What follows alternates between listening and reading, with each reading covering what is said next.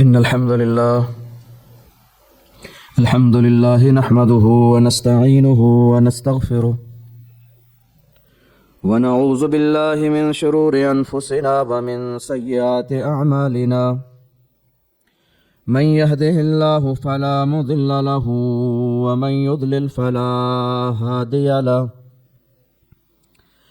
وأشهد أن لا إله إلا الله وحده لا شريك له وأشهد أن محمدا عبده ورسوله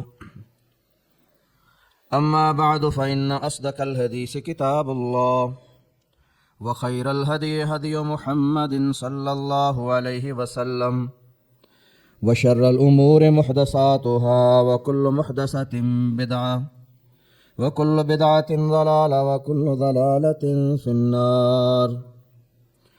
أعوذ بالله السميع العليم من الشيطان الرجيم. بسم الله الرحمن الرحيم. تبارك الذي بيده الملك وهو على كل شيء قدير الذي خلق الموت والحياة ليبلوكم أيكم أحسن عملا وهو العزيز الغفور. اللهم صل على محمد وعلى آل محمد كما صليت على إبراهيم وعلى آل إبراهيم إنك حميد مجيد. اللهم بارك على محمد وعلى آل محمد كما باركت على إبراهيم وعلى آل إبراهيم إنك حميد مجيد.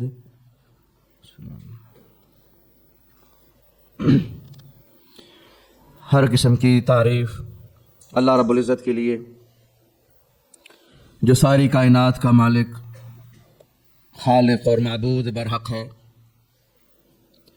درود و سلام پیارے نبی حضرت محمد صلی اللہ علیہ وآلہ وسلم کی ذات اقدس پر. اللہ سبحانہ و تعالی نے ہر انسان کو دنیا کے اندر یکساں دن اور رات عطا فرمائے ہیں. ہر روز ڈوبتا ہوا سورج اس بات کی گواہی دیتا ہے کہ یہ دنیا کی زندگی ہمیشہ رہنے والی نہیں ہے بلکہ ختم ہونے والی ہے. یہ رات اور دن کا یہ نظام، سورج کا نکلنا اور رات کو غروب ہونا، یہ تمام اوقات تمام انسانوں کو جو دنیا کے اندر رہتے ہیں سب کو یکساں ملتے ہیں. اوقات سب کے لیے یکساں ہیں، 24 گھنٹے ہر انسان کو ملتے ہیں، لیکن ہر انسان کی کوشش اور محنت الگ الگ ہے. کوئی ان 24 گھنٹوں کو اچھے طریقے سے استعمال کر لیتا ہے اور کوئی اپنے ان اوقات کو ضائع کر دیتا ہے. لیکن یہ کوئی نہیں کہہ سکتا کہ اس کو وقت نہیں ملا. وقت اللہ تعالیٰ سب کو دیتا ہے. سورج تمام لوگوں پر طلوع ہوتا ہے، رات تمام انسانوں پر آتی ہے. دن اور رات کا یہ نظام اللہ تعالیٰ نے سب کے لیے یکساں بنایا ہے. کوشش ہر انسان کی الگ الگ ہے، محنت ہر انسان کی الگ الگ ہے، اور کسی کی کوشش صرف دنیا کے لیے ہے اور کسی کی یہ کوشش آخرت کے لیے ہے. بہرحال ہر انسان ہر وقت مصروف ہے اور ہر انسان کچھ نہ کچھ کر رہا ہے، لیکن یہ دیکھنے کے لیے کوئی تیار نہیں ہے کہ جو کر رہا ہے یہ بامقصد ہے یا ضائع ہے. میری یہ محنت میرے لیے آخرت میں نجات کا ذریعہ بننے والی ہے یا نہیں ہے. میرے محترم بھائیوں، دنیا کی زندگی اللہ سبحانہ و تعالیٰ نے ایسے ہی پیدا نہیں کر دی.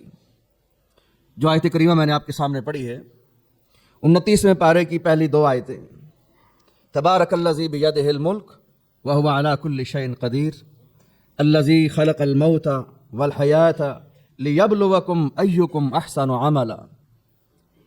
اللہ سبحانہ و تعالیٰ نے موت اور زندگی کے اس نظام کو بنائے اس لیے کہ اللہ تعالیٰ فرماتے ہیں ہم یہ چاہتے ہیں لِيَبْلُوَكُمْ أَيُّكُمْ أَحْسَنُ عَمَلًا بنیادی طور پر رات اور دن کے، موت اور زندگی کے اس نظام سے مقصود انسان کی آزمائش ہے۔ اچھا عمل کون کرتا ہے؟ موت کا نظام بھی بنایا تو یہ دیکھنے کے لیے کہ اچھا عمل کون کرتا ہے، زندگی کا نظام بھی بنایا تو اس لیے کہ ہم یہ دیکھنا چاہتے ہیں اچھا عمل کون کرتا ہے۔ اور جیسے اللہ تعالیٰ فرمایا کیف تکفرون باللہ وکنتم امواتا فاحیاکم ثم یمیتکم ثم یحییکم ثم الیہ ترجعون، یہ موت اور زندگی، اس زندگی میں آنے سے پہلے بھی اللہ تعالیٰ نے جو انسان کا وقت تھا اس کو اللہ نے موت سے تدبیر کیا۔ انسان اس زندگی میں آنے سے پہلے بھی موت میں تھا، اور اس زندگی کے بعد بھی موت ہے، اور اس کے بعد ایک زندگی۔ وہ جو پہلی موت تھی اس کے بعد اللہ نے اس زندگی کو دیا اس لیے ہے کہ اللہ تعالیٰ آزمانا چاہتے ہیں، یعنی یہ زندگی کھیتی ہے، یہ دار العمل ہے، یہاں انسان ہمیشہ رہنے کے لیے نہیں آیا ہے۔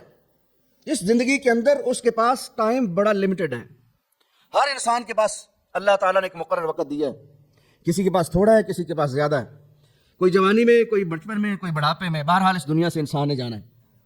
تو فرمایا ہم نے اس موت کے بعد یہ زندگی تمہیں دی تو بنیادی طور پر یہ زندگی بطور آزمائش تھی، یہ دیکھنے کے لیے لیبلوکم ایکم احسن عملا، کہ تم میں سے اچھا عمل کون کرتا ہے۔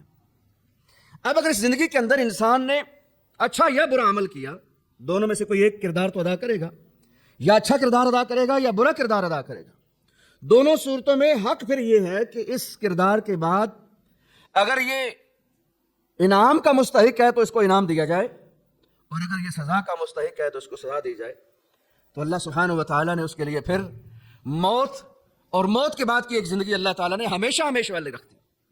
وہ ہمیشہ والی زندگی بنیادی طور پر دنیا کی اس کھیتی کا تمہارا نتیجہ ہے، جو تم نے یہاں اس کھیتی میں کاش کرنا ہے، جو تم نے بیج بونا ہے، اس سے جو فصل تیار ہونی ہے، بنیادی طور پر وہ فصل کاٹنے کا موسم ہے۔ جتنا بیج اچھا ہوگا اتنی فصل اچھی ہوگی، اور اگر بیج برا ہوگا تو فصل بھی بری ہوگی۔ اور دل اور روح کی جو بیج ہے وہ ایمان ہے یا فسق اور کفر ہے، ان دونوں میں سے کوئی ایک بیج آپ بوئیں گے۔ اگر اس دل میں اور اس روح کے لیے ایمان کے بیج کو آپ نے بو دیا ہے تو پھر اس کے لیے اس کے پانی کا بندوبست کرنا، اس کی ترائی کا بندوبست کرنا، اس کے آبیاری کا بندوبست کرنا۔ اور آبیاری کیا ہے؟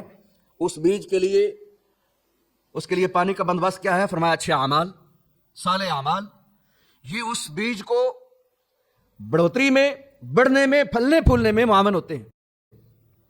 اس کے بعد نتیجہ ہے، اگر نیک ہے، اچھا روح ہے، اور اس نے اچھا بیج کاشت کیا ہے تو اس کی فصل بھی اچھی تیار ہوگی، اور کل انشاءاللہ اللہ کی جنتوں میں یہ چلا جائے گا۔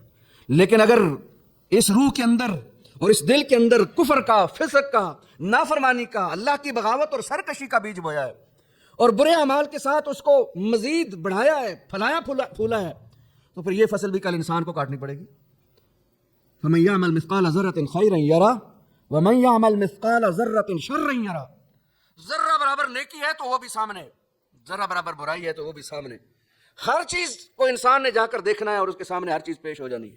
اللہ سبحانہ و تعالیٰ اس دن فرمائیں گے اقرأ کتابک، یہ ہے تیری کتاب، یہ تیرا نامہ اعمال ہے، یہ تیری کل کی بوئی ہوئی فصل ہے جو آج کٹنے کے لیے تیار ہے۔ فمن زحزح عن النار وادخل الجنہ فقد فاز وما الحیاۃ الدنیا الا متاع الغرور۔ اللہ اکبر۔ فرمایا جو جہنم سے بچا لیا گیا، اس آزمائش کے بعد اس کے اعمال ایسے خوبصورت تھے کہ وہ جہنم کی آگ سے بچ گیا۔ فمن زحزح عن النار وادخل الجنہ، اور اللہ کے باغوں میں، جنتوں میں، نعمتوں میں داخل ہو گیا، فقد فاز، یہ کامیاب ہو گیا، یہ کامران ہو گیا، اس نے کامیابی کو پا لیا ہے۔ وما الحیاۃ الدنیا الا متاع الغرور، اور دنیا کی زندگی، دنیا کا یہ زیب و زینت سوائے دھوکے کے سامان کے کچھ نہیں ہے۔ اللہ اکبر۔ کتنے لوگ ہیں جن کو ہم اپنی آنکھوں کے ساتھ الوداع کرتے ہیں، اپنے آنکھوں سے ہم دیکھتے ہیں، کل چلتے پھرتے انسان سے آج نہیں ہے۔ اور یہ انسان جو اپنے آپ کو سمجھتا ہے میں اس دنیا کی لازمی ضرورت ہوں، میرے بغیر یہ دنیا کا نظام چلتا ہی نہیں ہے، یہاں ہر انسان کو یہ دھوکا ہوتا ہے۔ ہر انسان اپنے آپ کو اس دنیا کے لیے سب سے زیادہ ضروری آئٹم سمجھتا ہے کہ میرے بغیر یہ دنیا نہیں چل سکتی، میرے بغیر یہ کاروبار زندگی نہیں چل سکتا، میرے بغیر یہ کاروبار ختم ہو جائے گا۔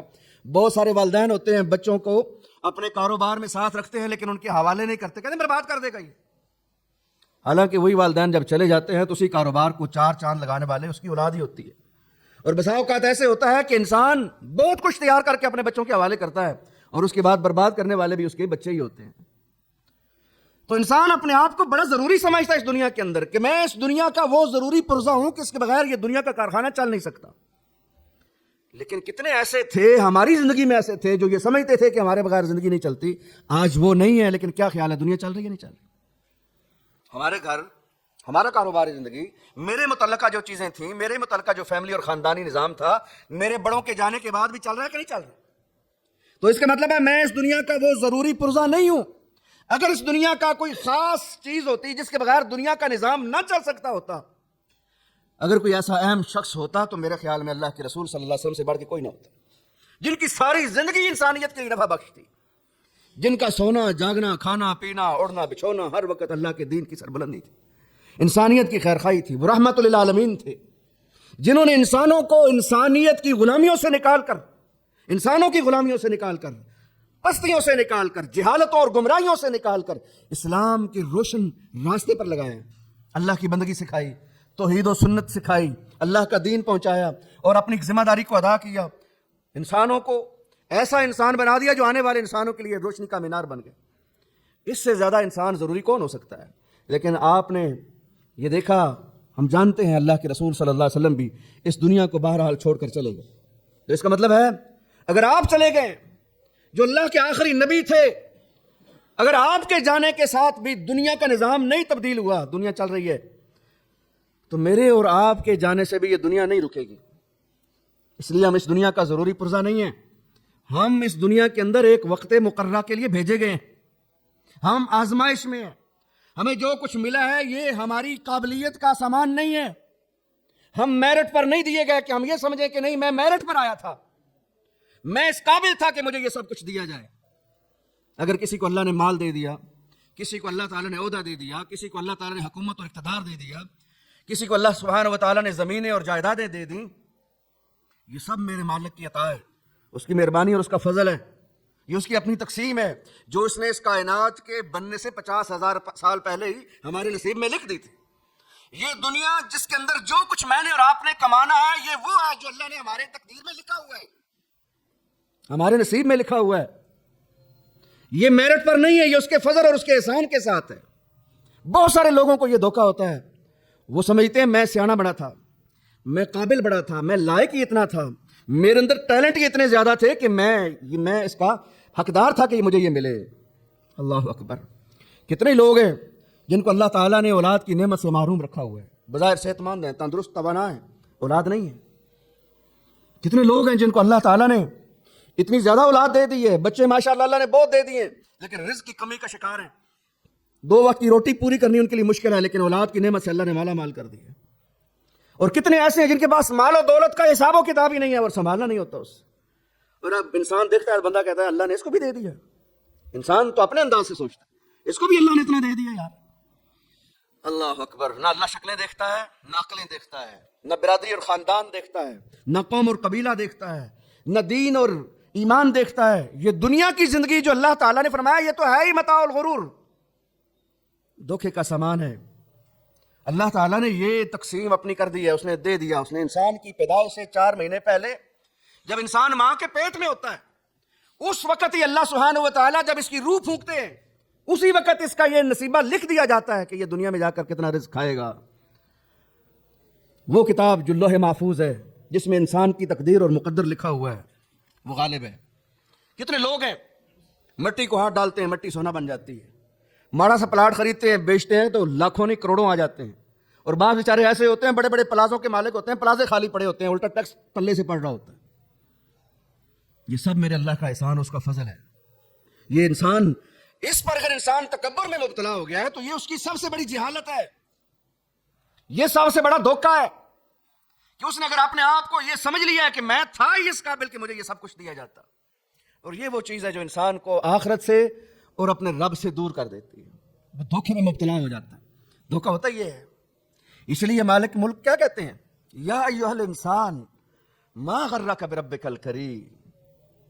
ارے انسان وہ کون سی ایسی چیز ہے، یا ایھا الانسان، وہ کون سی ایسی چیز ہے، ما غرک بربک الکریم، ایسی وہ کون سی چیز تمہیں مل گئی جس نے تجھے تیرے کریم رب سے غافل کر دیا۔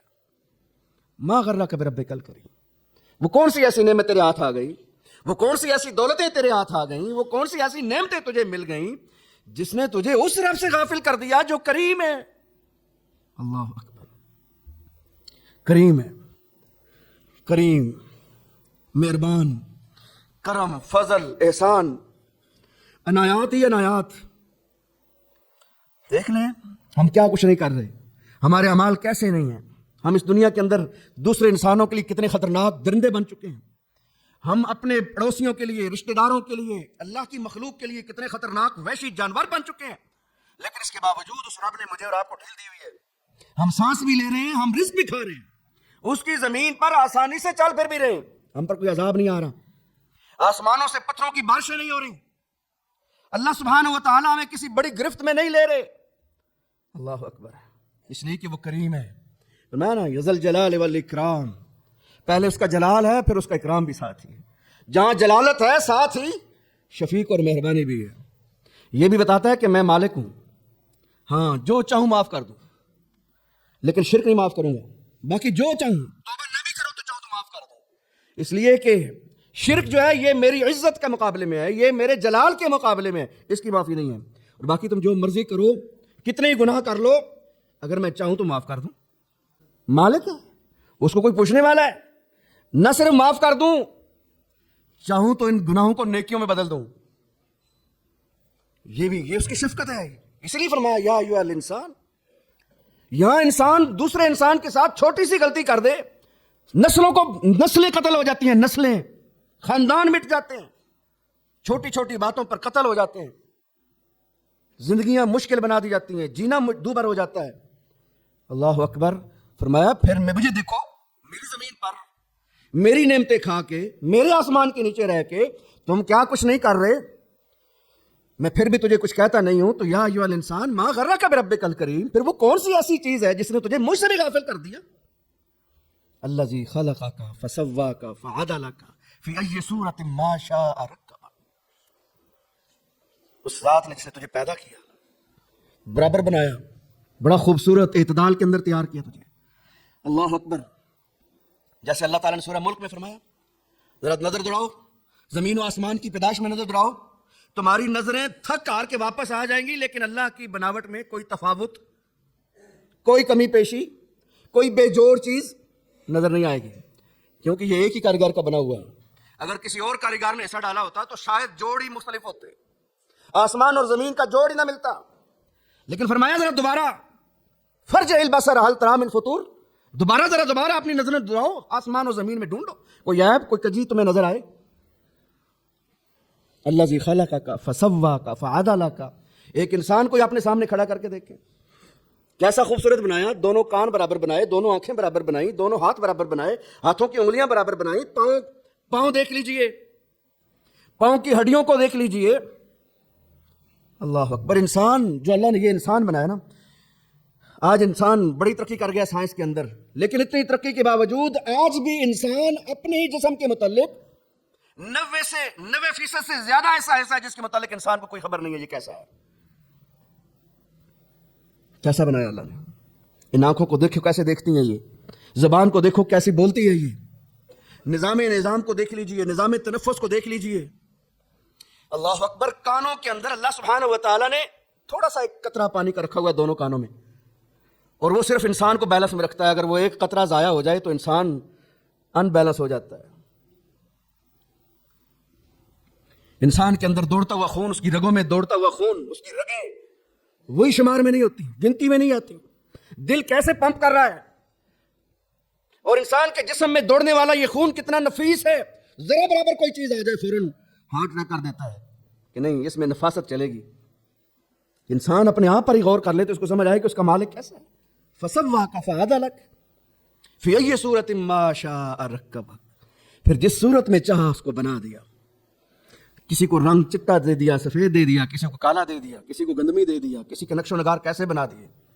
فرمایا یہ سب میرے کرم کی نشانیاں ہیں, اس میں تمہاری کوئی ڈیمانڈ نہیں تھی, تمہارے والدین کا کوئی کمال نہیں تھا اس میں, یہ سب ہمارا فضل اور احسان ہے. اللہ اکبر. اس لیے رسول اللہ صلی اللہ علیہ وسلم نے فرمایا کسی گورے کو کالے پر, کالے کو گورے پر, کسی عربی کو اجمی پر, اجمی کو عربی پر کوئی فضیلت نہیں ہے. تم سب آدم کی اولاد ہو اور آدم مٹی سے بنے تھے. اگر کسی کو خوبصورت چہرہ ملا تو یہ اللہ کی عنایت ہے, اور اگر اللہ تعالیٰ نے کسی کو زیادہ خوبصورتی عطا نہیں فرمائی تو یہ بناوٹ بھی میرے رب کی ہے. فی ای صورت ما شاء رکبک, یہ اللہ تعالیٰ کی تخلیق ہے. اگر کسی نے کسی کو اچھے خاندان میں, بڑے خاندان میں, اونچے خاندان میں, شرف والے خاندان میں بھیج دیا تو یہ اس کی ڈیمانڈ پر تھوڑا ہی تھا, اور اگر کسی کو کسی چھوٹی قوم میں بھیج دیا تو یہ بھی اس کی کوئی غلطی اور گناہ تھوڑا ہی تھا. یہ اس اللہ کی تقسیم ہے, یہ اس کا فضل ہے. اس نے جہاں چاہا اس دنیا کو نظام بنانے کے لیے, چلانے کے لیے, اور یہ ساری تقسیمیں چاہے وہ دولت کی ہو, صحت و تندرستی کی ہو, یا انسان کی تخلیق کے اعتبار سے, قبیلے کے اعتبار سے ہو, یہ سارا کچھ انسان کے لیے آزمائش ہے. کسی کو مال زیادہ دیا تو آزمائش ہے, کسی کو کم دیا تو آزمائش ہے. دونوں کی آزمائش ہے, دونوں ہی آزمائش میں ہیں. کوئی زیادہ لے کر آزمائش میں ہے اور کوئی کم لے کر آزمائش میں ہے. زیادہ والے اس لیے آزمائش ہیں کہ ان سے پوچھا جائے گا دیا تو تھا, اس لیے تھوڑے ہی دیا تھا کہ تم خود ہی سانپ بن کے بیٹھ جاؤ, اس لیے تھوڑے ہی دیا تھا کہ اس کو جوڑتے رہو, یعنی جوڑنا بھی کوئی کمال ہے. اللہ اکبر. انسان کیا جوڑتا ہے؟ روپیہ پیسہ, یعنی بنیادی طور پر سونا چاندی, زمین, یہی جوڑتا ہے. اور بھائی زمین تو پہلے ہی جڑی ہوئی ہے, تم نے کیا جوڑی؟ جب تم دنیا نہیں آئے تھے زمین تو اس وقت بھی تھی. یہ زمین وللہ میراث السماوات والارض, کون سی چیز تو نے نہیں تیار کی ہے؟ زمین تو پہلے سے موجود ہے. اور سونا اگر تو جمع کرتا ہے تو سونے کے تو اللہ نے پہاڑ بنا دیے. آج انسان سونا کہاں سے نکالتا ہے؟ پہاڑوں سے, اللہ کے پیدا ہوئے سونے سے. اسی کو نکال کے اس کو پروسیس کر کے صفائی کر کے اس کو سونے کی شکل میں ڈال رہا ہے. تو اللہ تعالیٰ کی پیدائش. تو نے کون سا کمال کیا؟ یعنی زمین کو تو اکٹھا کر کے جا رہا ہے, سونے کو اکٹھا کر کے جا رہا ہے, یہ تو پہلے سے موجود تھے جب تو دنیا میں نام و نشان نہیں تھا تیرا. اگر اس کام میں لگا ہوا ہے تو اس سے بڑا دھوکہ اور کیا ہو سکتا ہے کہ اس چیز کو جمع کر رہا ہے جو پہلے سے ہی جمع ہے, جو پہلے سے موجود ہے, اور تیرے ساتھ جانی کوئی نہیں. اللہ اکبر. آپ دیکھتے ہیں لوگ تقریباً, میرا خیال ہے 90% لوگ, یہ بھی میں مبالغہ کر رہا ہوں, اس سے زیادہ لوگ اپنی زمینوں میں دفنائے نہیں جاتے. وہ دفنائے بھی کہاں جاتے ہیں؟ صدقے کی زمینوں میں. جو لوگ چھوڑ جاتے ہیں, زمینیں وقف کر جاتے ہیں, یہ 2 کنال قبرستان میں شامل کر دو. جاگیروں کے مالک, پلازوں کے مالک کہاں دفنائے جاتے ہیں؟ سرگوجرا قبرستان دیکھ لیں, ڈکو روڈ والا قبرستان دیکھ لیں, مرغربی قبرستان دیکھ لیں, انوارہ والا قبرستان دیکھ لیں. یہ ساری زمینیں کس چودھری کی ہیں, کس سردار صاحب کی ہیں, کون سے بڑے سرکار کی ہیں؟ صدقے کی زمینیں. اپنی جوڑی ہوئی زمین کے اندر دفنانا بھی نصیب نہیں ہے. وَمَا الْحَيَاةُ الدُّنْيَا إِلَّا مَتَاعُ الْغُرُورِ. فرمایا دنیا کی زندگی سوائے دھوکے کے سامان کے کچھ نہیں. اتنا کچھ بنا کے بھی اپنی زمین میں سونا تجھے نصیب نہیں ہے, تو کیا لے کر جا رہا ہے؟ یعنی یہ بھی پھر کوئی کمال ہے جو تو کر رہا ہے؟ تو یہ آزمائش ہے کہ اللہ نے تجھے اس لیے نہیں دیا کہ یہ سارا تیرا ہے. یہ تجھے تو دیا جا رہا ہے, اس میں بہت سارے لوگوں کا حصہ ہے. رسول اللہ صلی اللہ علیہ وسلم نے فرمایا تمہیں جو دیا جاتا ہے تمہارے مسکینوں کی وجہ سے دیا جاتا ہے, تمہارے غریبوں کی وجہ سے تمہیں دیا جاتا ہے, محروموں کے لیے تمہیں دیا جاتا ہے. بنیادی طور پر جو تمہیں دیا جا رہا ہے یہ سارا تیرا نہیں ہے. اور اگر تو اس پر سانپ بن کے بیٹھے گا, جن کا دیا گیا ان کو نہیں دے گا, تو رسول اللہ صلی اللہ علیہ وسلم نے فرمایا بندے کے ہلاک ہونے کے لیے اتنا ہی کافی ہے کہ وہ ان کو ضائع کر دے جن کا رزق اس کے ذمہ تھا, جو تیرے اڑوس پڑوس میں ہے, تیرے رشتہ داریوں میں ہیں, تیرے خون کے رشتہ دار ہیں. تو پیٹ بھر کے کھاتا ہے, تیرے پاس پیسے رکھنے کی جگہ نہیں ہے, اور وہ 2 وقت کی روٹی کو ترستے ہیں. تیرے قریبی ہیں, تیرے رحم کے رشتہ دار ہیں اور محروم ہیں. تیرے پاس مال ہے, تیرے پاس جائیدادیں اور زمینیں ہیں, اور تیرے پڑوس میں مسلمان بھوکے مرتے ہیں, لوگ 2 وقت کی روٹی کو ترستے ہیں. تو کیا سمجھا آپ نے کہ یہ سارا کچھ آپ کے لیے تھا اور آپ جمع کر کے تو بڑا کمال کر رہے ہیں؟ آپ آزمائش میں. یہی سونا چاندی اللہ تعالیٰ نے کیا نہیں فرمایا؟ یہی سونا چاندی ہوگا جو کل جہنم کی آگ میں تپا کے داغا جائے گا پیٹھوں کو اور پیشانیوں کو. ہاذا ما کنزتم ہاذا ما کنزتم, یہ تیرا کنز ہے, یہ تیرا خزانہ ہے. اتنا کچھ ہم جانتے ہیں میرے بھائیوں. پورے قرآن مجید میں جمع کرنے کی کہیں ایک آیت بھی نہیں ہے جہاں پہ اللہ نے جمع کرنے کی کوئی فضیلت بیان کی. پورا قرآن انفاق سے بھرا ہوا ہے, بلکہ پہلا پارہ سورہ بقرہ شروع یہاں سے ہوتی ہے, وَمِمَّا رَزَقْنَاهُمْ يُنْفِقُونَ, جو ہم نے ان کو رزق دیا ہے اس میں سے خرچ کرتے ہیں. یہ بھی کمال کی بات ہے. وَمِمَّا رَزَقْنَاهُمْ, دیا ہم نے ہے خرچ یہ کرتے ہیں، دیا ہم نے ہے، وَمِمَّا رَزَقْنَاهُمْ، ہم نے دیا ان کو، یہ خرچ کرتے ہیں، ہمارے دیے کو خرچ کر کے نیکیاں کماتے ہیں، ہمارے دیے کو خرچ کر کے آخرت بناتے ہیں۔ اللہ اکبر۔ وَيْلٌ لِكُلِّ هُمَزَةٍ لُمَزَةٍ الَّذِي جَمَعَ مَالًا وَعَدَّدَ يَحْسَبُ أَنَّ مَالَهُ أَخْلَدَ، مال جمع کرتا ہے، گنتا رہتا ہے، آج اتنے ہو گئے، آج اتنے ہو گئے، روزانہ دوسرے دن تیسرے دن بینک سٹیٹمنٹ نکال کے چیک کرتا ہے، آج کتنا جمع ہو گیا، آج کتنا جمع ہو گیا۔ الَّذِي جَمَعَ مَالًا وَعَدَّدَ يَحْسَبُ أَنَّ مَالَهُ أَخْلَدَ، یہ کیا سمجھتا ہے یہ مال ہمیشہ اس کے پاس رہے گا۔ اللہ اکبر۔ پورے قرآن مجید میں ایک آیت بھی ایسے نہیں ہے جو جمع کرنے کی فضیلت بیان کرتی، جہاں بھی فضیلتیں ہیں خرچ کرنے کی فضیلتیں ہیں، خرچ کرو خرچ کرو۔ اور اللہ کے رسول صلی اللہ علیہ وسلم نے فرمایا، بلکہ حدیث کو سی اللہ تعالیٰ خود فرماتے ہیں اور نبی صلی اللہ علیہ وسلم اس کو روایت فرماتے ہیں، انفق سننفق علیک، اے اللہ کے رسول آپ خرچ کیجیے، ہم آپ پر خرچ کریں گے۔ تو نبی نے یہی کیا، رسول اللہ صلی اللہ علیہ وسلم نے ساری زندگی میں پیسہ جمع نہیں کیا، جو آیا تقسیم کر دیا، اور یہی تربیت کی صحابہ کی۔ دیکھیے اسلام روزی کمانے سے، رزق کمانے سے، پیسہ کمانے سے نہیں روکتا، جو بنیادی چیز ہے وہ یہی ہے کہ انسان نہ ترک دنیا کا سبق دیتا ہے، نہ غرق دنیا کا سبق دیتا ہے۔ نہ ترک دنیا ہو کہ آپ بے لباس ہو کر جنگلوں میں، پہاڑوں میں آپ بن جائیں، شدائی بن جائیں، راہب بن جائیں، آپ جناب ملنگ بن جائیں، کلندر بن جائیں۔ اسلام کا یہ مزاج نہیں ہے، رسول اللہ صلی اللہ علیہ وسلم کی یہ دعوت نہیں ہے۔ نہ ترک دنیا کی ہے، نہ غرق دنیا کی ہے، نہ یہ ہے کہ آپ دنیا اکٹھی کرنا ہی اپنی زندگی کا جو ہے نصب العین بنا لیں۔ اسلام کا یہ مزاج بھی نہیں۔ نہ یہ کہ آپ دنیا میں ہی غرق ہو جائیں، آپ کا اوڑھنا بچھونا ہی دنیا ہو، آپ کی ساری مصروفیات کا نتیجہ ہی دنیا اکٹھی کرنا ہو۔ اگر ایسا ہے تو پھر بھی نقصان ہے۔ اور اگر آپ ترک دنیا کے قائل ہیں، دنیا کو چھوڑ ہی دیا آپ نے، معاشروں سے ہی نکل گئے، ملنگ اور کلندر بن گئے، تو یہ مزاج بھی اسلام کا اور اسلام کی تربیت کا نتیجہ نہیں ہے۔ اسلام نے اعتدال کی راہ بتلائی ہے۔ صحابہ کرام رضوان اللہ علیہم اجمعین نے بہترین زندگی گزار کے ہمارے سامنے عملی نمونہ پیش کیا۔ نبی کی جماعت، نبی کے ساتھی جو رسول اللہ صلی اللہ علیہ وسلم کے تربیت یافتہ تھے، اللہ کے رسول صلی اللہ علیہ وسلم خود، آپ نے جو مال اکٹھا کیا آپ کو غنیمتوں کی شکل میں ملا، خمس کی شکل میں ملا، جو مال بھی اللہ تعالیٰ نے اپنے حبیب اپنے رسول کو دیا، نبی صلی اللہ علیہ وسلم نے مسکینوں پر تقسیم کیا، اپنے رشتہ داروں کو تقسیم کیا، اپنے اڑوس پڑوس والوں کو دیا، اسلام کے غلبے کی تحریک میں خرچ کیا، جہاد فی سبیل اللہ میں سواریوں پر، جہاد فی سبیل اللہ کے لیے اسلحہ خریداری پر، جہاد کے سفر میں نکلنے پر خرچ کیا۔ یہی تربیت نبی نے ساتھیوں کی کر دی۔ صحابہ نے مال بھی کمائے، کتنے کتنے امیر صحابہ تھے، آپ پڑھے تو بندہ انسانی عقلیں دنگ رہ جاتی ہے۔ عبد الرحمن بن عوف رضی اللہ تعالیٰ عنہ، مال ہی مال تھا، اربوں کے مالک تھے، اربوں کے۔ عثمان غنی رضی اللہ تعالیٰ عنہ اربوں کے مالک تھے، اثاثے اربوں میں تھے۔ لیکن یہ سارے امیر صحابہ جو کروڑ پتی اور ارب پتی تھے، جہاد کا اعلان ہوتا تھا تو جہاد کی صف میں پہلی صف میں ہوتے تھے، اور جب جہاد پر خرچ کرنے کی باری آتی تھی تو سب سے پہلے کھٹتے تھے۔ حضرت عثمان ہی تھے نا جنہوں نے اللہ کے رسول کی جھولی میں اتنے سونے اور چاندی کے درم و دینار ڈال دیے کہ رسول اللہ فرمایا، عثمان آج کے بعد اگر تو کچھ بھی نہ کرے تو یہ تجھے کافی ہے۔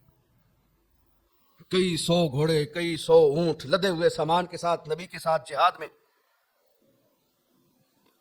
اللہ اکبر۔ عبد الرحمن بن عوف رضی اللہ تعالیٰ عنہ اللہ کے راستے میں مال لٹانے والے، مسجد بنانے کی باری آئی تو مسجد نبوی کی تعمیر میں سب سے زیادہ حصہ کس نے ڈالا؟ عثمان غنی رضی اللہ تعالیٰ۔ مسلمانوں کو پانی کی ضرورت ہے، پانی نہیں ہے، تو وہ میٹھے پانی کا کنواں خرید کر مسلمانوں کے لیے وقف کرنے والے حضرت عثمان غنی رضی اللہ تعالیٰ عنہ۔ یعنی آپ اندازہ کیجئے کہ صحابہ نے جو مال کمایا، جو دنیا اللہ نے ان کو دی، کسی کو دیکھیں گے تو وہ صدیق کی طرح غلام خرید کے مسلمانوں کو آزاد کر رہے ہیں۔ بلال رضی اللہ تعالیٰ کو خرید کے آزاد کر دی۔ رسول اللہ صلی اللہ علیہ وسلم کے سفر کے ساتھی ہیں، نبی کے ساتھی نبی کی سواریوں کا انتظام کرتے ہیں، سفر خرچ کا انتظام کرتے ہیں۔ اللہ اکبر۔ اور کوئی ہے جو مسجدیں بنا رہا ہے، حضرت عثمان غنی رضی اللہ تعالیٰ اپنے دور میں مسجد نبوی میں توسیع کی، اس کو باہر سے پتھر منگوا کے، امپورٹڈ پتھر منگوا کے لگوائے۔ لوگوں نے اس پہ اعتراض کر دیا کہ یہ مال مسلمانوں کے بیت المال میں سے ہے، فرمایا نہیں، یہ میری اپنی ذاتی کمائی ہے، ذاتی پیسہ جو میں لگا رہا ہوں۔ تو لوگوں نے پھر اعتراض کر دیا کہ اگر یہ ذاتی پیسہ ہے تو یہ فضول خرچی ہے۔ فرمایا میں نے اللہ کے رسول صلی اللہ علیہ وسلم سے سنا کہ جو اللہ کا گھر جیسا بناتا ہے اللہ اس کا گھر ایسے ہی جنت میں بناتا ہے، تو میں اتنے شوق سے اللہ کے گھر پر اسی لیے لگا رہا ہوں تاکہ میرا بھی اللہ تعالیٰ ایسا ہی خوبصورت محل اپنی جنت میں تیار کرے۔ آج ہم دیکھ لیں ہمارا شوق کہاں ہے, ہم کیسے جی رہے ہیں, ہماری زندگی کا مقصد کیا ہے. ہر بندہ اپنے آپ پر بہترین گواہ ہے. میں آپ کو اپنا چہرہ دکھاؤں یا آپ کو کوئی اور آ کر آپ کا چہرہ دکھائے, کیا آپ آئینے کے سامنے کھڑے نہیں ہوتے؟ کیا آپ اپنے آپ کو نہیں دیکھتے کہ میری زندگی کا مقصد کیا ہے؟ آج ہماری زندگیوں میں اسلام کی اور دین کی حالت کیا بن چکی ہے؟ اللہ اکبر. اسلام کے بارے میں سوچنا, اسلام کے بارے میں کچھ عمل کرنا, کردار ادا کرنا, آج ہم سمجھتے ہیں یہ ہمارا تو کام ہی نہیں ہے. اس کے لیے تو الگ شعبہ ہے, الگ لوگ ہیں, اور ان لوگوں نے بھی اپنے آپ کو یہ سمجھ لیا کہ ہم ہی ٹھیکیدار ہیں. یہ فرق پڑ گیا ہے, یہ فرق پڑ گیا ہے کہ نبی کی زندگی میں ہر بندہ, ہر مسلمان کلمہ پڑھنے والا وہ اسلام کا ذمہ دار تھا, دین کا پہرے دار اور چوکی دار تھا, اللہ تعالیٰ کی حدود اللہ کا چوکی دار تھا. آج ہم نے یہ شعبہ مولویوں کو, علماء کو, مذہبی جماعتوں کو دے دیا, اور خود ہم بالکل الگ تھلگ ہو کر دنیا دار بن گئے. ہم نے سمجھا ہمارا کام دنیا اکٹھی کرنا. اللہ اکبر. یہی وہ سب سے بڑی غلطی ہوئی تھی ہم سے جو ہم نے کی, اور اس کا نتیجہ کیا نکلا کہ آج مسلمان معاشرے دو طبقوں میں تقسیم ہے. ایک وہ طبقہ ہے جو علماء کا ہے, مذہبی لوگوں کا مذہبی گروہ, اور وہ بھی ایک مافیا بن چکے ہیں. اور دوسری طرف ہم عام لوگ تھے جنہوں نے اسلام کو, دین کو ان کے حوالے کر کے بالکل بے پرواہ اور لاپرواہ ہو گئے. اس افراط و تفریط نے ہمارے دین کو بھی نقصان پہنچایا اور امت کو بھی نقصان پہنچایا. آج امت فرقوں میں تقسیم ہے, گروہوں میں تقسیم ہے. لسانیت کے بت ہیں, علاقائیت کے بت ہیں, صوبائیت کے بت ہیں, اور پوری قوم. آپ باہر کیوں جاتے ہیں, آپ پاکستان کو ہی دیکھ لیجیے, کتنے بتوں کی پوجا ہو رہی ہے. کوئی اپنے آپ کو سرائکی کہلانے پر فخر محسوس کرتا ہے, کوئی اپنے آپ کو سندھی, بلوچی, پٹھان, پنجابی کہلانے پر فخر محسوس کرتا ہے, کوئی پوٹھوہاری پر فخر کر رہا ہے, کوئی اردو سپیکنگ ہونے پر فخر کر رہا ہے, کوئی شیعہ ہونے پر فخر کر رہا ہے, کوئی سنی ہونے پر فخر کر رہا ہے, کوئی اہل حدیث ہونے پر فخر کر رہا ہے. فخروں میں, تعصبات میں, اور امت کا تصور ختم ہو چکا ہے. امت کا تصور ختم ہو چکا ہے کہ امت کے قلب میں فلسطینی, اسرائیلی بمباری کا شکار ہوں, ان کو مارا جائے, پیٹا جائے, بچوں کو زخمی اور شہید کیا جائے. امت اپنے اپنے ملکوں میں, اپنے اپنی ریاستوں میں وہ کہتے ہیں ہم محفوظ ہیں, ہم ٹھیک ہیں. جو رسول اللہ صلی اللہ علیہ وسلم نے فرمایا تھا نا کہ یہ امت تم سب ایک جسم کی مانند ہو. جسم کی کسی ایک حصے میں تکلیف ہو تو سارا جسم اس کی ٹیس کو, اس کے درد کو محسوس کرتا ہے. آج ایمانداری سے بتائیے ہم یہ درد محسوس کرتے ہیں؟ آج فرقے دوسرے فرقے کے متعلق کیا رائے رکھتے ہیں؟ اگر کسی ایک فرقے کی مسجد میں بم دھماکہ ہو, دوسرے فرقے والے بھلے اس میں ملوث نہ ہو لیکن خوش ہوتے ہیں. وہ لا الہ الا اللہ محمد رسول اللہ کی بنیاد پر جسم واحد ہونا, وہ ایک جسم ہونا, ایک امت ہونا, آج یہ تصور کہاں ہے؟ علماء نے, مولویوں نے اتنی زیادہ نفرتیں آپس میں ڈال دیں, دلوں کے اندر اتنی قدورتیں بھر دیں, اتنی نفرتوں کے پہاڑ کھڑے کر دیے. اور میں یہ سمجھتا ہوں کہ اس میں بہت بڑی وجہ ان کے ذاتی مفادات تھے. ہر فرقے کا مولوی, ہر فرقے کا بڑا روحانی آپ دیکھ لیجئے مضبوط ہیں, مالی طور پر مضبوط ہے, فرقہ مضبوط ہے, اور امت کمزور ہے. اور جب آپ فرقوں کو چھوڑ کر امت کا تصور لیں گے, لا الہ الا اللہ محمد رسول اللہ کی بنیاد پر ایک جسم بنیں گے, جب آپ کے دل میں فلسطینیوں کا, کشمیریوں کا, افغانیوں کا, دنیا بھر کے مسلمانوں کا درد, تکلیف آپ کا دل محسوس کرے گا, جب آپ ایک امت بن کر کھڑے ہوں گے تو پھر فرقے کمزور ہوں گے, امت مضبوط ہوگی. اس لیے ضروری ہے یہ پاکستان جو لا الہ الا اللہ کے نام پہ بنا ہے, اگر یہ لا الہ الا اللہ کا رشتہ قائم نہ کیا جاتا, پاکستان کا نظریہ لا الہ الا اللہ پر کھڑا نہ ہوتا, تو اللہ کی قسم یہ ملک نہیں بن سکتا تھا. اس ملک کے بننے کی سب سے بڑی وجہ یہ ہے کہ یہ لا الہ الا اللہ کی بنیاد پر کھڑا ہے. کوئی فرقہ واریت نہیں ہے, کوئی مذہبی, کوئی لسانی, کوئی علاقائی تعصب نہیں ہے. چاہے کوئی پشتو بولے, چاہے کوئی فارسی بولے, چاہے کوئی بلوچی بولے, چاہے کوئی پنجابی بولے, یہ لا الہ الا اللہ کی بنیاد پر ایک جسم ہے. یہ ہے وہ بنیادی دعوت جو آج الحمدللہ ہم لے کر کھڑے ہیں. ہم نظریہ پاکستان کی تحفظ چاہتے ہیں, اور عام ہمارے لوگ ہماری اس بات کو نہیں سمجھتے. اللہ کی قسم ہمارے سامنے مطمع نظر یہ نہیں ہے کہ ہم کسی بھی طریقے سے اسمبلی میں پہنچے. ہم ان چھوٹی ان چھوٹی چھوٹی چیزوں سے اللہ کی توفیق سے بہت دور سوچتے ہیں. ہم امت کو ایک کرنا چاہتے ہیں, ہم امت کا تصور قائم کرنا چاہتے ہیں. ہم مسلمانوں کو فرقوں تعصبات سے نکال کر عربی عجمی کی تقسیم ختم کر کے ہم لا الہ الا اللہ کی بنیاد پر محمد رسول اللہ صلی اللہ علیہ وسلم کی امت بنانا چاہتے ہیں. اور ایسی مضبوط امت جو سارے پاکستان کے لوگ بھی اور ساری دنیا کے مسلمان بھی جس لا الہ الا اللہ پر کھڑے ہوں, ایسی مضبوط امت جو فلسطینیوں کا تحفظ کر سکے, جو کشمیریوں کا حق لے سکے. اور یہ اسی وقت ممکن ہے جب آپ امت بنیں گے. اگر آپ امت نہیں بنیں گے تو آپ کشمیر کا مسئلہ روتے ہیں تو روتے رہے نا, عربوں کو کیا اس سے. اور اگر آپ امت نہیں بنیں گے تو فلسطینی مرتے ہیں تو مرتے رہیں, پھر عربوں کو کیا اس سے. اس لیے دشمنوں نے, کافروں نے ہم سے ہماری امت کا تصور چھینا ہے. آج عیسائی صلیبی جنگیں لڑتے ہیں, وہ صلیب پر اکٹھے ہیں, وہ صلیب کے لیے سارے اکٹھے اور متحد ہیں. وہ ایک امت بن چکے ہیں. الکفر ملت واحدہ, وہ سارے ایک بن چکے ہیں. اور ہم ابھی تک تعصبات میں کھڑے ہیں. اور پاکستان میں کوئی ایسی سیاسی جماعت نہیں ہے, کوئی ایسی مذہبی جماعت نہیں ہے جو امت کا تصور لے کر کھڑی ہو. لوگ تکفیر پر کھڑے ہیں, خارجیت پر کھڑے ہیں, صبائیت پر کھڑے ہیں. کوئی اپنی صبائیت کا جھنڈا لے کر کھڑا ہے, کوئی اجرک لے کر کھڑا ہے, کوئی بلوچی ٹوپی لے کر کھڑا ہے, کوئی پنجاب کی پگ لے کر کھڑا ہے, کوئی اردو سپیکنگ پہ کھڑا ہے. الحمدللہ پورے پاکستان میں کراچی سے لے کر خیبر تک لا الہ الا اللہ کی بنیاد پر نظریہ پاکستان کے حیا کے لیے اگر کوئی کھڑا ہے تو اللہ کی توفیق سے ہم کھڑے ہیں. اور یہ ہماری دعوت ہے, یہی ہماری سیاست ہے. اس پاکستان کی بقا اور سلامتی اسی میں ہے کہ اس پاکستان کو لا الہ الا اللہ پر جمع رکھو. اور اگر ہم یہ سوچ کے پیچھے ہٹ جائے, لوگ کہاں ساتھ دیتے ہیں جی. لوگ تو یقیناً لوگ تو مفاد کے پیچھے جاتے ہیں. لوگوں کو جہاں جس چھتے میں شاید نظر آئے گا لوگ اسی چھتے کی طرف جائیں گے. لوگ تو مفاد کی طرف جائیں گے. ایک عام آدمی کو اس سے کیا غرض, وہ نظریے کو کیا سمجھے. لیکن گرچہ بت ہے جماعت کی آستینوں میں, مجھے ہے حکم اذاں لا الہ الا اللہ.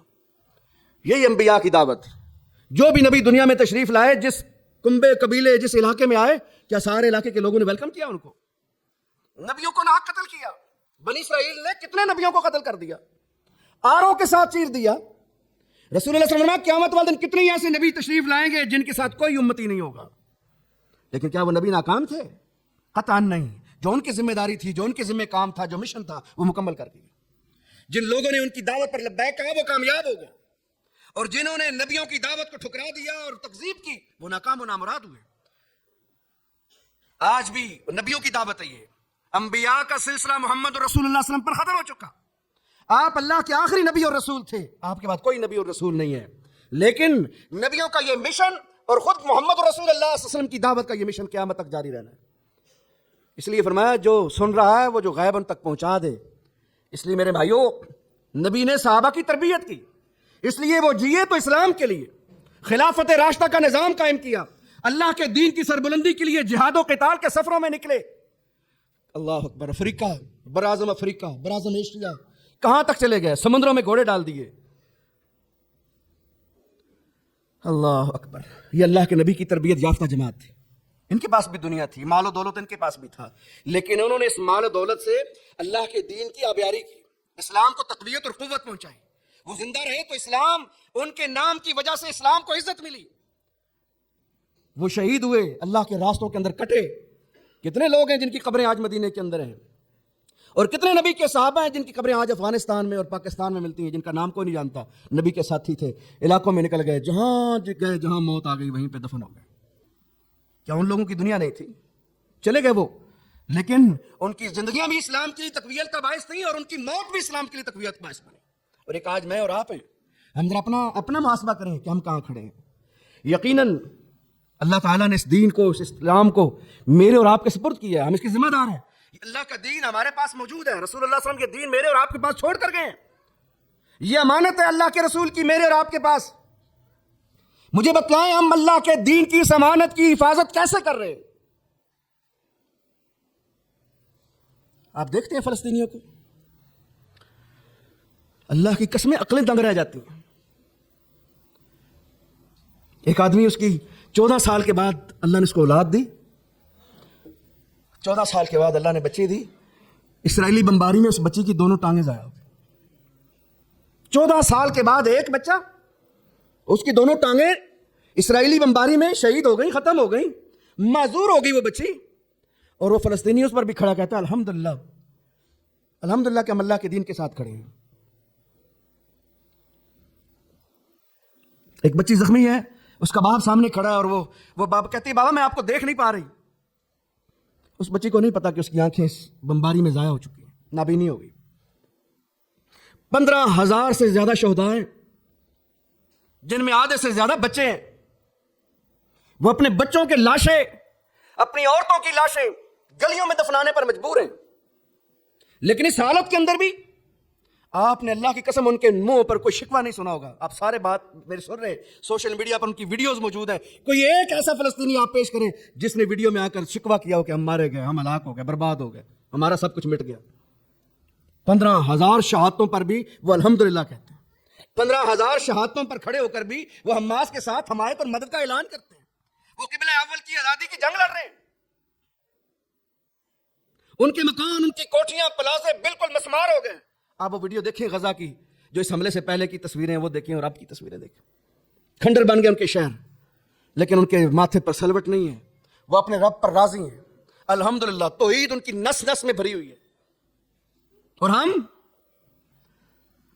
اللہ اکبر، ہمارا حال ہمارے میڈیا نے، ہمارے زعماء نے، ہماری سیاسی جماعتوں اور قیادتوں نے ہمارا حال، ہماری تربیت ایسی بگاڑی ہے کہ ایک دن آٹا لیٹ ہو جائے تو ہمیں غشی کے دورے پڑنا شروع ہو جاتے ہیں۔ ہم اتنی نعمتوں آسانیوں میں رہتے ہوئے بھی اپنے اس ملک پر شکوہ گناہ ہیں۔ کوئی ایک بندہ آپ دیکھیں، شاید کوئی آپ کو مل جائے جو کہے الحمدللہ، جس کو دیکھیں گے مر گئے، پاکستان نہیں بچتا جی، پاکستان کو یہ ہو گیا، پاکستان کو یہ ہو گیا۔ نا امیدی، مایوسیاں، پوری قوم کو ایسا درس دیا ان ظالموں نے، اپنی اپنی سیاست بچانے کے لیے پوری قوم کو مایوسیوں کی دلدل میں پھینک دیا۔ یاد رکھو موت سے بڑی سزا ہے یہ مایوسی، جو کفر کی طرف لے جاتی ہے انسان کو۔ اور ہم اللہ کی توفیق سے اپنے نبی کی سنت پر عمل کرتے ہیں، ہم کہتے نہیں، ہمارے نبی خندق کے میدان میں کھڑے تھے، پیٹ پہ پتھر باندھا ہوا تھا، پتھر ٹوٹ نہیں رہے تھے، دشمن گھیرا کر چکا تھا، اس حالت کے اندر بھی ہمارے نبی نے خوشخبریاں سنائی۔ اللہ نے مجھے یمن دے دیا، اللہ نے مجھے ایران دے دیا، رسول اللہ صلی اللہ علیہ وسلم خوشخبریاں سنا رہے تھے۔ نبی مکہ سے ہجرت کر رہے تھے، سراقہ پکڑنے کے لیے پہنچ چکا تھا، 100 اونٹوں کا انعام اعلان ہو چکا تھا۔ اس حالت کے اندر بھی ہمارے نبی نے فرمایا سراقہ وہ دن آئے گا جب تیرے ہاتھوں میں ایران کے کسرا کے کنگن ہوں گے۔ ہمارے نبی نے خوشخبریاں سنائی ہیں، مایوسیاں نہیں، خوشخبریاں۔ اللہ نے ہمیں بے شمار لوگوں پر فضیلت بخشی ہے، اربوں ہاتھ دنیا کے اندر موجود ہے، اور ان کے اندر کروڑوں ایسے انسان ہیں جو میٹھا پانی جن کو دستیاب نہیں ہے، جو میں اور آپ جسے گاڑی دھوتے ہیں، یہ میٹھا پانی جو بور کر کے نکالتے ہیں، گاڑیاں دھوتے ہیں، گٹروں میں استعمال کرتے ہیں، واش روم میں استعمال کرتے ہیں، اس میٹھے پانی کو لوگ دنیا کے اندر کروڑوں کی تعداد میں جو ترستے ہیں، جن کو یہ پانی دستیاب نہیں۔ کروڑوں لوگ ہیں دنیا کے اندر جن کو 2 وقت کی روٹی دستیاب نہیں ہے۔ افریقہ کے اندر رہنے والے ان لوگوں کے حال پڑھیے، دیکھیے، جو اروڑی پر ڈھیروں پر جا کر کچرے سے کھانا تلاش کرتے ہیں، جو پتے کھانے پر مجبور ہیں۔ اور مجھے اور آپ کو کبھی فاقہ ہے، ہم تو سارا دن چلتے ہیں، 3 ٹائم پہ تو ہمارا کھانے کا جو ہے وہ شیڈول چلتا ہے، صبح کا ناشتہ، دوپہر کا کھانا، شام کا کھانا، اور اس کے علاوہ چائے بسکٹ، فروٹ، چنے، یہ وہ سارا دن کھاتے رہتے ہیں۔ آج ہماری قوم آدھے سے زیادہ بیمار ہے، زیادہ کھانے کی وجہ سے، فاقوں سے کوئی نہیں بیمار ہوا۔ اور جو فاقوں میں ہیں، جو غریب ہیں، وہ ہمارے اڑوس پڑوس میں ہوں تو ہمیں نظر ہی نہیں آتے، ہم ان کی طرف دیکھنے کا گوارا نہیں کرتے۔ میرے محترم بھائیو، یاد رکھیں اللہ سبحانہ و تعالیٰ نے مجھے اور آپ کو اس دنیا کے اندر بہت تھوڑا ٹائم دے کر بھیجا ہے، بہت سارا وقت گزر چکا ہے، بہت قلیل وقت باقی ہے، کوئی پتہ نہیں ہے اگلے لمحے شاید موت کا لمحہ ہو۔ کیا ہم اس قابل ہیں کہ اپنی زندگی کا اللہ کے سامنے حساب دے سکیں؟ جو اللہ نے نعمتیں عطا فرمائی ہیں ان کا حساب دے سکیں؟ اس لیے اگر آپ چاہتے ہیں، رسول اللہ صلی اللہ علیہ وسلم نے فرمایا جو بندہ یہ چاہتا ہے اس کے رزق میں بھی اضافہ ہو، اس کی عمر میں اضافہ ہو، نبی علیہ السلام نے نسخہ دیا، نسخہ، جو یہ چاہتا ہے کہ اس کا رزق بھی بڑھ جائے، اس کی لمبی عمر ہو، فرمایا اس کو چاہیے کہ صلہ رحمی کرے، رشتہ داریاں جوڑ کے رکھے، اڑوس پڑوس میں نظر رکھو، محروموں پر خرچ کرو، کمزوروں پر خرچ کرو، بے سہاروں کے آسرا بن جاؤ، جو اللہ نے مال دیا ہے ان کے اوپر تقسیم کرو جن کو اللہ نے محروم رکھا راہ پر چھوڑ دیا ہے۔ اللہ کی قسم یہ وہ کام ہے جس میں اتنی برکت آئے گی، اتنی برکت آئے گی جو ہمارے نبی نے ہماری تربیت کی ہے، جو اللہ نے فرما دیا تم خرچ کرو میں تمہارے اوپر خرچ کروں گا۔ بانٹنے والوں کو اللہ زیادہ دیتا ہے، اس لیے اپنی زندگیوں کا مقصد بناؤ، اور مقصد اسلام کی سربلندی ہو۔ کاروبار کریں، تجارت کریں, کھیتی باڑی کریں, جو مرضی آپ کو کریں, حلال طریقے سے رزق کو کمائیں, حلال طریقے سے کمائی ہوئے رزق کو بڑے حصے کو اللہ کے راستے میں اپنے رشتہ داروں پر, کمزوروں پر خرچ کریں. انشاءاللہ اللہ تعالیٰ آپ کے رزق میں بھی برکت دے گا, کبھی کمی نہیں آئے گی, اور انشاءاللہ عمر کے اندر بھی برکت آئے گی, بیماریوں مصیبتوں سے اللہ تعالیٰ بچا لے گا. اللہ تعالیٰ مجھے اور آپ کو بات سمجھنے کی توفیق عطا فرمائے. وآخر دعوانا الحمدللہ رب العالمین.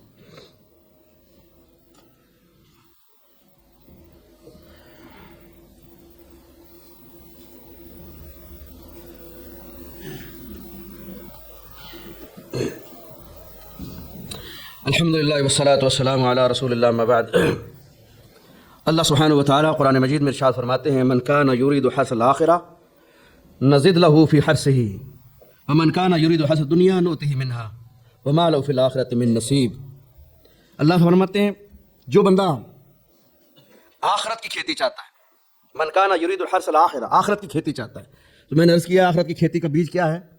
ایمان, اور اس کا پانی کیا ہے؟ نیک اور صالح اعمال.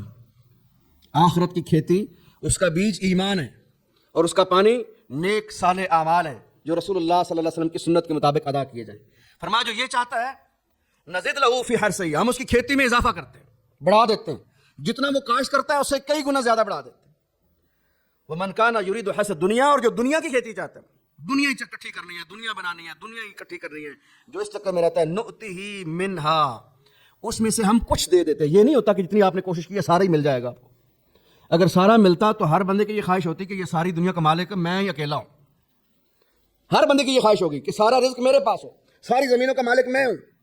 یہ ایسی کمزوری ہے جو ہر بندے کے دل کے اندر ہی ہے. اور جو کسی عہدے پر چلا جائے وہ تو سمجھتا ہے میں انا ربکم الاعلی, فرعون کی طرح وہ سمجھا میں تو, میرے ساتھ کا تو بندہ ہے ہی کوئی نہیں. حالانکہ اللہ فرماتے ہیں وہ جو دنیا چاہ رہا ہوتا ہے نا, یہ نہیں ہوتا کہ ساری اس کو دے دیتا ہوں, نؤتہ منہا, اس میں سے ہم کچھ دیتے ہیں.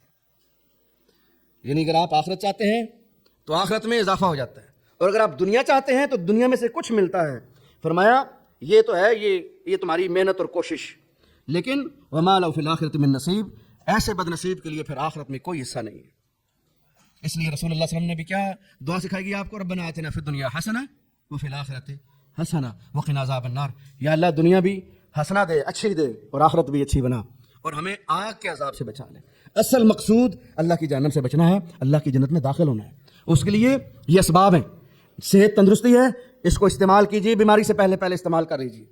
اگر اللہ تعالیٰ نے مال دیا ہے تو اس سے پہلے کہ آپ کے پاس یہ مال نہ رہے, آج اسے اللہ کے راستے میں تقسیم کر کے مسجدوں پر, مدارس پر, بچوں پر, کمزوروں پر, اڑوسوں پڑوسیوں پر, رشتہ داروں پر بانٹ کے, ان کو دے کے, ان کو نواز کے اس کو قیمتی بنا لیں, اس سے پہلے کہ کل چھن جائے آپ سے, آپ کے پاس نہیں رہے گا یہ. اس لیے ان سارے اسباب کو, ان ساری نعمتوں کو آخرت کی کامیابی کے لیے اور جہنم کی آگ سے بچنے کے لیے استعمال کر لیں. اگر آپ کر لیں گے تو انشاءاللہ آپ خوش نصیب ہیں, اور اگر آپ اسی دھوکے میں رہیں گے تو یہ تو اللہ نے فرما دیا ہے وما الحیاۃ الدنیا الا متاع الغرور, یہ دنیا تو دھوکے کا سامان ہے, یہ ہمیشہ آپ کے پاس, نہ پہلے کسی اور کے پاس رہی ہے نہ آپ کے پاس رہے گی. آپ کی آنکھوں کے سامنے کئی ایسے ہوں گے جو بڑے تھے آج روٹی کو محتاج ہیں, اور یہ منظر اللہ دنیا میں دکھاتا ہے انسانوں کو. 2005 کے زلزلے نے یہ سبق دیا ہے انسانوں کو. کتنے لوگ تھے جو لاکھوں کے مالک نہیں کروڑوں کے مالک تھے, اور ایک پل کے اندر چند سیکنڈ کا وہ زلزلہ, اس نے ان کروڑوں کے مالکوں کو, اربوں کے مالکوں کو 2 وقت کی روٹی کے لیے لائنوں میں لگنے پر مجبور کر دیا تھا. وہ بھی راشن کی لائنوں میں لگے ہوئے تھے اور توڑا راشن کا لے رہے تھے. میرے مالک کے سامنے کچھ حیثیت نہیں ہے, میری اور آپ کی, ہم کچھ بھی نہیں ہیں. یہ سب اللہ کی میراث ہے. وَلِلَّهِ مِيرَاثُ السَّمَاوَاتِ وَالْأَرْضِ, اس میراث کو جو اللہ ہی کی ہے, اللہ اس کا مالک ہے, اللہ نے تھوڑی دیر کے لیے مجھے اور آپ کو مالک بنا دیا ہے. اس ملکیت سے یہ فائدہ اٹھا لیں, کس کو, اسی کی طرف لوٹا کر قیمتی بنا لیں. اللہ مجھے اور آپ کو توفیق عطا فرمائے. سبحان ربک رب العزت عما یصفون وسلام علی المرسلین والحمد للہ.